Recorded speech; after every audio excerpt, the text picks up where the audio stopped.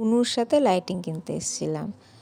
তো তানি বুনু নিল, তো ওর সাথে আমি এসেছিলাম।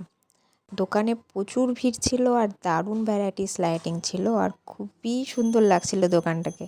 আর বাড়িতে এসে রাত্রিবেলায় লাইটিং লাগাতে লাগবে, দিনের বেলায় লাগানো যাবে না, রাত্রিবেলায় লাগাতে হবে। যাই হোক, পাড়ার সবাই লাগিয়েছে। তুই নীলটা কোন দিকে দিছিস? দুটাই চালু করে দে, দিয়ে কাজ হবে না, একটাই থাক।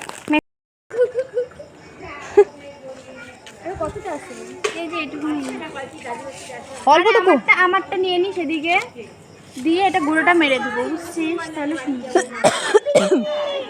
তোদের তার সেট হয়েছে? হ্যাঁ, তার সেট আছে। তুই কবে লাগাবি সেটা বল আমাকে। একজন ধরছে গাছ আর একজন লাইটিং লাগাচ্ছে। আমি ঠাই ইটগুলা দিচ্ছি খালি। হ্যাঁ, হয়ে গেছে। এবার লাগা, লাইটিং দাও, দাও লাইট দাও।